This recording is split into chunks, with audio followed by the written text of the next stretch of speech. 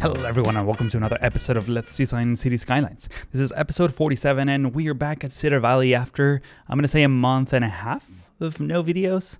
It feels, to me, it's been longer than that because I took off from home for like 2 months. I was away in Argentina for a vacation and other things. So in case you didn't know why there weren't any videos, that's the reason why. But I'm finally back, and I just couldn't wait another second to get my hands on this game and continue moving the development forward. By the way, this is going to be a very, very special episode to me, so I'm going to go in detail about why that is during the time-lapse portion of this video, which will come out in just a few moments. But I want to first talk about some cool developments that happened this past week, actually. And the reason why I'm pointing downwards here is because we're in the downtown area, and this is the only way I can get a decent frame rate.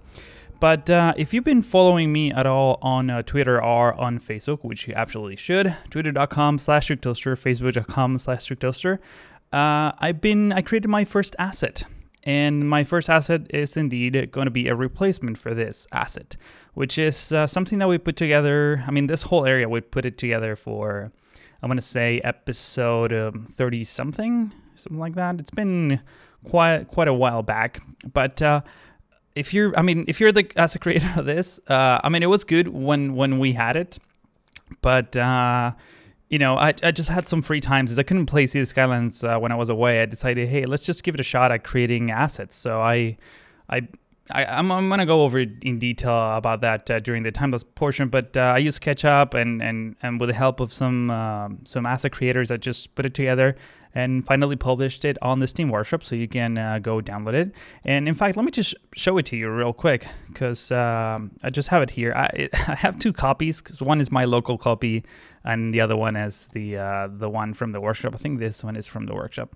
Let me turn on Anarchy real quick, so you can see the difference. This is my version. Let me actually go into this camera. There we go. So yeah, the one on the right is my version. The one on the left is the original version. I put a lot of effort into the textures, the normal maps, everything, even the lighting, sorry. Like at the base, I also did this like little door over here with like the little curve around it. I spent quite a bit of time working on this. It's actually to 1.5 scale from the real one. If I made it to 1:1 scale, it was so tiny that it didn't look realistic at all. So I made it a little bit bigger, and I'm really happy with it. Let me just delete it for now. One of the things that really bugged me about this asset that we have here is that the LOD for some reason is completely here. Let me just show you instead of telling you. So I have this mod that allows me to turn manually the LODs by doing a shortcut. So now I can see, you know, the low res version of every single building, which is, by the way, it's great because now I'm getting a much better frame rate. Look how much smoother everything is, even though I'm getting like 20 FPS. And everything looks super like minimalistic. Actually, this looks kind of nice. By the way, the arrows are because the same shortcut that triggers the LODs is the one that enables the arrows in the streets. Do not mind that. But yeah, but you may have noticed that this obelisk is now gone. It's completely gone. Well, actually, it's not completely gone. So if we come over here, for some reason, the LOD of that obelisk shows up like on the other side of the map, and only if you look at it from the right angle. Like if you look at it from this angle, it just despawns, but if you look at it from this angle, it respawns again. I don't understand why that is. It bothered me at first, but once we started developing this area, it just blends in so well with the rest of the city that you don't really care. So, well, at this point, I do care. So I'm gonna change that, and I'm gonna turn back the LOD so I can see what I'm doing. We're gonna get rid of this one. And by the way, let me just tell you real quick that I'm using the new search mod by Samsam, which I don't have to tell you just how amazing it is. I mean, Samsam plus mod equals amazingness. Absolutely. It's already at the top of the workshop, and it only came out a few days ago, this past weekend. But boy, it's fast. Look, I can just search Connie, for example, and I don't see a spinning wheel. Remember how you have a spinning wheel on the other search box mod? Yeah, not the case anymore. It's really, really fast. You can even search like author names. So I can do Mr. Mason, for example, and just see everything that he has made, all these amazing, beautiful plants and trees. Or for example, Ronix, you can see all of these gorgeous decals. Or you can even search, for example, if I search Strictoastair, you can see everything that I created, as well as things that, for example, Beast Housing created, the old Boneyard Strictoastair, or even the newer ones. Everything is just there, and as well as some other matches. I don't know why this one is. Oh yeah, because it has district. Yeah, it's also like picking up partial words. One thing it also does, so like if I do Buenos Aires, obviously we get the original Obelisk that I downloaded from the workshop, but at the same time, it's picking up mine. And at the moment, I know he's like working out on details like fixing the UI, because there's still a few bugs and things like that. Nothing that will stop you from using it. But for example, the thumbnails don't show up. And I know this mod is also not compatible with the, I think it's called the advanced toolbar, the one that creates like 3 rows of content here. You can still use it with that one, but it won't give you more than 1 row of content. So make sure to get subscribed to this mod, try it, and absolutely relay bugs and issues to Sam. I've been chatting with him extensively this past weekend and just sharing notes, and yeah, he's amazing. Yeah, you should definitely help him out so that we can all enjoy a better Cities Skylines experience. Having said that, let me just go ahead and plop my Obelisk, which I think is this one. I don't know what will happen if I ever get rid of my local file, if this will get somewhat corrupted, but I do want to have the door. Let's see. So the lights point towards the side, so I can't even see what I'm doing. Probably here. There we go. Let's just try this out. All right. So in case you're wondering, this, yeah, so the lights are on the side. That's what I wanted, because I want to look at it from this angle and have the lights. You'll see in a moment when I turn the night mode on. But in case you're wondering, this is 112 triangles or tries, and the LOD, I can turn it on. It's 60, so it's half, and it's like really well compressed. The textures are like really, really tiny in the LOD, so it shouldn't like make your computer go burning or GPU burn by using this asset. And I try to keep it, you know, generic enough that you can just place it on any city, any roundabout. Like, let me just go over here. This is the roundabout that I use in the screenshots. I can go grab this thing again. There we go. Just put it here, even if it's diagonally. You can see it just fits everything. And of course, if you just decorate it around, I didn't put any trees or any weird benches or anything. Just try to keep it very, very bare bones so you can do your own decoration at will. And this is what I wanted to show you. Let's just try it at night. So it has 1 light on each corner and then 2 lights on each side, and they kind of make the tip of the obelisk, which is like the shape of the lights just makes it amazing. It's not exactly how the lighting works in the real one, but I don't know. I just loved it, and I think it came out great for being my first asset. I mean, now I learned so many things that I wouldn't have done when I created it, but it's definitely, I'm definitely happy with how it looks. I mean, even the normal maps, you can just see the light hitting the different textures and the bricks. The bricks are really, really subtle in the original one, and that's how I wanted to keep it. So that's why they're not like really obvious, you know, lines, like defined lines. And I don't know, just really, really happy with how it came out. So we're gonna get rid of this one, and let's just take a final look to see how it looks over here. And yeah, we can continue, and that's great. Let's actually turn out the night mode again. Can get enough from looking at this. By the way, like I said, the link will be in the description of this video. You can just go subscribe to the workshop, and of course, please make sure to rate it. That's very much appreciated. And yeah, that looks awesome. Really happy, and I think it totally brings in this area a little bit better. It's just like a little bit more, you know, texture, a little bit more quality. It's always good to have. So that does it for this intro. Let's just jump into a time lapse because there's a few things that we need to talk about. Alright, so as I'm sure you can guess from the title and the thumbnail of this video, we're going to be working on expanding our farms. I think like a couple episodes ago, I did the farms off camera. I did like a little town surrounded by very colorful farms. And I just decided to extend that design towards the edge of the map, thus covering a huge, footprint of the city, or a huge chunk of the city. And I mean, I actually loved how it came out. Even though some of the colors are a bit extravagant, like specifically the orangey, tones are a little bit too crazy. But I like it. I think it came out great. And yeah, and what I'm doing here, by the way, just to like briefly talk about this, is I figured that the little land plots that we have here were a bit too close together, so I decided to just erase or clear some of these inner roads to make to make room for larger plots, I guess is what I'm trying to say. But yeah, that's probably all that I'm going to talk about during this time lapse in regards of what I'm actually building. What I really want to talk about is the future of Cedar Valley. Well, as I'm sure you know, and I mentioned this before, so it shouldn't be shocking news, but technically this is the last episode of Cedar Valley. Why is that, you may ask? Wait, what? The last episode? How is that even possible? Well, a few months ago, I guess, I hinted that I was getting a little bit tired of Cedar Valley, and that, given, I mean, for multiple reasons, I wanted to move on. Some of those reasons are the fact that we started this project over a year ago. It's probably the longest running series on my channel ever. And we started it right away when the game came out. The tools at the time were really primitive.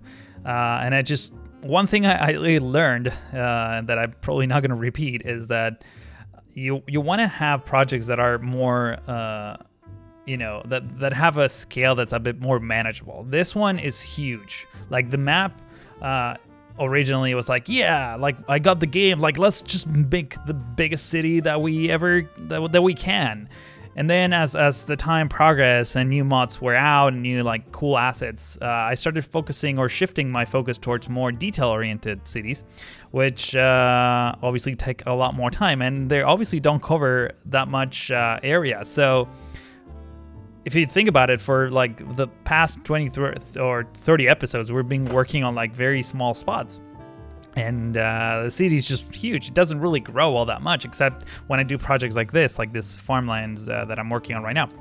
But the thing also that one of the reasons why I wanted to move on as well is because my skills when I started working on this map were like really limited. I was just still learning Cities Skylines, and there were no tools to like actually make amazing things.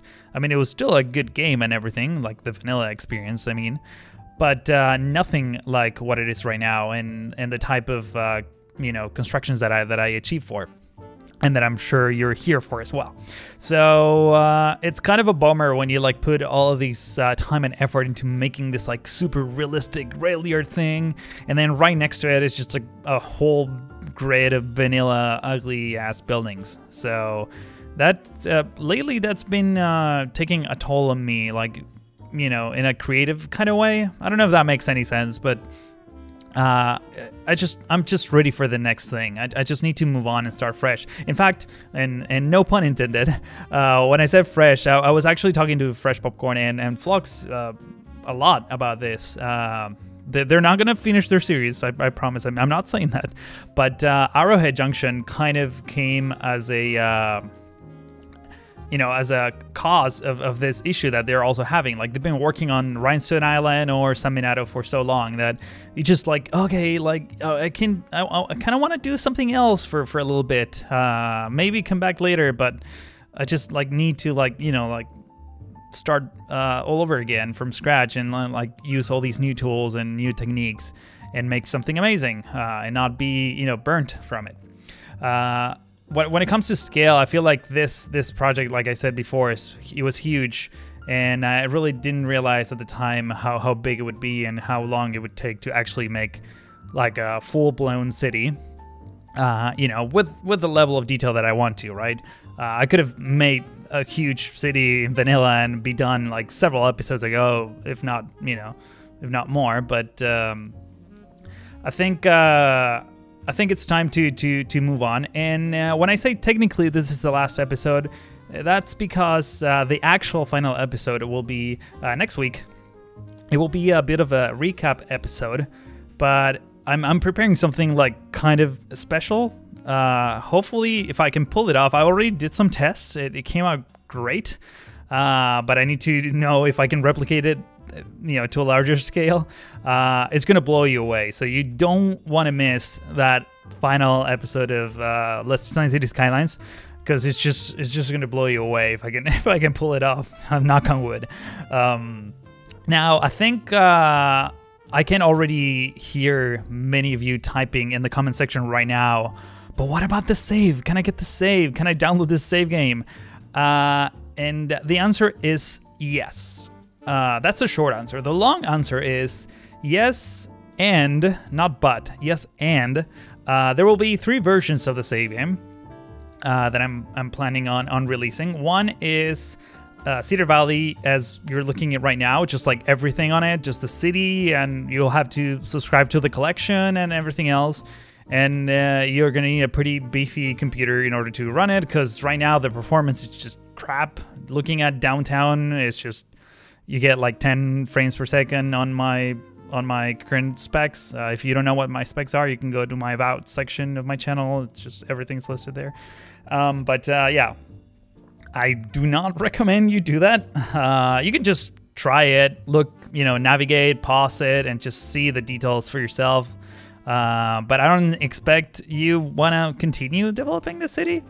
The reason why I want to post multiple versions is because the other version that I want to do is a version where it's just the roads and the trees, nothing else. Just remove all of the props, remove all the buildings, remove all the surface painted thingies, even the sand and everything else, except on the shorelines and stuff like that. Just get rid of everything and have only roads and bridges, of course. And yeah, that hopefully, you know, if you want to continue the city or make it your own from scratch, you can do that. And then finally, the third version will be just the map, you know, the terraform map. Now, with the help of Samsam, I'm trying to see if I can get this terraform version of the map. Like, so maybe I need to like explain this a little bit. So when I started working on this series a while back, I made the mistake, quote unquote mistake, of doing the terraform during a live stream in like 1 or 2 hours. And it was awful. It was like the terraform, if you remember, the first asset that I ever published was the Pine Hills map, which I took down, by the way. Many of you have been asking, like, where is it? Like, I found some links and it's broken. In fact, you can, I think it's been like re-upload to some like random website that re-uploads mods that are taken down from the workshop. You can find it somewhere. I really don't care, but it just looks awful. And it was kind of embarrassing, so I took it down. And, you know, during the course of the series, I terraformed the crap out of this map, especially on certain episodes where I just spent hours sculpting the mountains. And even now, I think they look not great. I think I can do a much better job now. But, I mean, it is what it is, right? This is how you gain skills. The more you do the thing, the better you get at it. And that's also another reason why I want to, you know, move forward to another project, just because I feel like I can do things much, much better now, much more efficiently, and much better looking as well. So there's going to be a little bit of that there. And yeah, so Samsam, like I was saying, is helping me trying to import a save game of Cedar Valley into the map editor so I can export it as a new map. And that way you can just subscribe to it, and that hopefully will make sure that in the future it doesn't get corrupted, because I'm sure the actual Cedar Valley save game will eventually not run anymore after, you know, future updates of the game are released or new mods are released. Like, things will get broken or people will take stuff down from the workshop. Yeah, it's just gonna happen eventually. It's not gonna run anymore. So I at least want to have a few versions. A few different versions of the same save that you can just play around and by all means, if you want to make videos of it, please spam the crap out of YouTube with videos of Cedar Valley. Just make sure that you link back to my channel or even the playlist. That's pretty much all I ask. And if you're not planning on making videos but still play the city in your own computer, please do share screenshots with me. Just email the screenshots or share them on Twitter or Facebook. I'll definitely make sure to like re-share them with everyone else so they can see. I can't really wait for you know, much more talented hands to take a hold of this project and you know, make it more amazing and just, you know, continue the development of it. Now, I want to talk about a little bit about the next project, but I'll do that at the end of the video. There's a few notes that I want to go over before you know, we're like in the middle of the time lapse right now, and there's so many topics that I want to cover that it's gonna take a little while. Now, as like I said, I was away for a long time, and I put together some videos that I recorded. I mean, this is the only type of content that I was able to record as I was out of town, because I only had my MacBook. And what I did is I traveled a lot actually during those 2 months away. And there was 2 big road trips that I took. One was like 9 hours long from Santa Fe all the way to Buenos Aires. So I recorded that. I put my phone against the windshield of my car and recorded just the 9 hours straight, pretty much. That one is almost uninterrupted recording. Obviously, it was recorded at 1 frame per second, so like I could fit all that footage into my phone and then just spit it up to, you know, get a nice time lapse. So in case you haven't seen that, I highly encourage you to go check it out. I'm gonna include the link to the playlist in the description of this video. Man, there's gonna be so many links in the description of this video. It's gonna be ridiculous. Yeah, that's one of the videos I made. The other one is another road trip that I took in Patagonia, which is shorter in length. Like, it was like a 3-hour drive. The videos are both around 10 minutes, so it's not going to be like 9 hours of me just driving. Yeah, this one I used like a slightly different technique, which I think you know, looked a little bit better. I'm gonna see. I should probably tweet. I would just need to remind myself of doing that. I'm gonna tweet the gear, I mean the quote unquote gear that I used to record the second time lapse, because it was like I pretty much stuck like my phone with like tape against the windshield using a Gorilla Pod. It's kind of funny and sketchy at the same time. I'm gonna post it on Twitter, and if I remember, I'll just put the link to the actual tweet, because I know many of you don't use Twitter, so it's fine.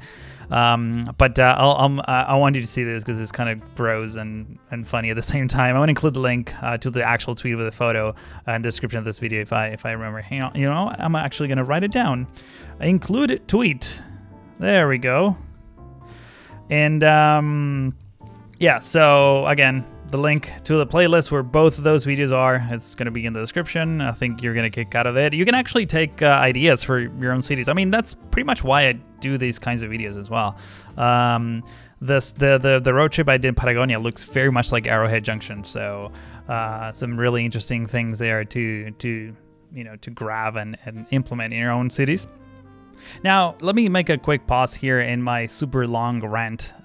So what I'm doing here is I'm using MoveIt to sort of clone the different crops. I don't know if you noticed there. I'm sure, like, I don't know if you're like paying attention to more of what I'm saying than what's happening on the screen, but using MoveIt, it's actually really easy to just clone patterns of crops. And it's funny because I think Freshpopcorn did this in the last episode of Arrowhead Junction, which should have come out like the day before this video comes out. And it's funny because he did it on his own, and then when he sent me like a screenshot of the crop circles, it was like, oh yeah, no, I used MoveIt and the clone tool, which by the way didn't exist on when I recorded the last episode of Cedar Valley. That was like in between the last 2 months. It's amazing how things progress. And in any case, I don't want to like keep going on weird tangents here, but yeah, Fresh was telling me that he used the Clone It tool. I'm like, yeah, I use it too. And we just high five virtually into the air, and no, that didn't happen, but it would have been awesome if it did. But yeah, there's a couple more things on my list here that I want to mention before we're done with this episode, as we approach sort of the last portion of this time lapse. This is something that's been a little bit long overdue. It's a shout out to someone who I've been following for quite some time, actually ever since it started. He's another YouTuber who goes by the name of Press, and he's obviously working on Cities Skylines. And he's making this awesome city called Falcon Falls, which I highly recommend you go check it out. It's he has a very similar build style than me or Flux or Fresh and many other YouTubers. So I think you're gonna, if you enjoy Cedar Valley and Summit and Rhinestone, you're gonna love Falcon Falls as well. I mean, right now there's so many amazing YouTube channels. I honestly don't have time to watch them all, but there's so many talented people making really heavily detailed City Skylines series. And I feel like we're going to see a lot more of those. So hopefully I'll give more shout outs in the upcoming future. But for the time being, today's shout out goes to Press. So make sure to go check out the link in the description. Go to his channel, subscribe. Tell him I sent you there, if you please, and just enjoy his amazing creations. Now, actually, Press did something that's been requested by my viewers quite a bit. I don't know if you remember, but I have I created like a cluster version of the Shady Bush. I did it on episode 46, I think, the one where I built that weird double-decker bridge. I created a cluster of Shady Bushes that I can just blob over and over again. And this was before the Clone It feature was a thing. Now I think it's just much easier to do it with Move It. But even today, I'm getting this request from people saying, hey, like, I want that Shady Bush cluster. Can you put it on the workshop? Okay, so I sent it to Press a little while back, and he actually finally published it. So again, I want to include the link in the description. So many links, seriously, what's going on in this episode? And you can check it out. He did a great job publishing that, cool screenshot and everything. So yeah, make sure to check it out if you are in need of such an asset. Now, talking about mods, there's a few that in between all these months just stopped working. One of them was Dynamic Resolution, which was one of my favorites. And man, I did that, in case you don't know, like I was using that mod to get like super crispy footage. It was basically scaling the recording all the way to 4K and then scaling it down to 1080p, and that way I was able to get like amazing anti-aliasing and all that. Okay, so that one's gone. Another one that's gone that I really miss is Rhodes United Core. Right now I'm using Rhodes United Core Plus, which I feel like it's a little bit inferior in terms of the actual skins, and even the way it works, it's kind of buggy. You have to like switch the theme a couple times in order to get it. It's yeah. Look, I'm not complaining. I know like modders do this for fun, but it would be nice if someone would get a hold of that and fix it a little bit, because yeah, the roads don't look the same as they did and using the previous mod, but yeah. That's it is what it is, I guess. But yeah, that's we're approaching the end of this episode. Let's talk about the next project. The next project is going to be in similar fashion to what Freshpopcorn is doing with Niagara Falls. It's going to be based on, or inspired actually. Now, it's not going to be a copy of a real city or anything like that.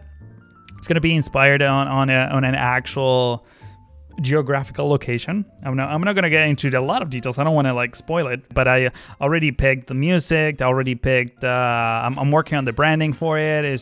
I'm getting a custom map theme, a custom map, obviously, even most likely an LUT. So it's going to be great. It's going to be great. So stay tuned for that. But yeah, it is finally time to put an end to Cedar Valley, to this episode and to the series.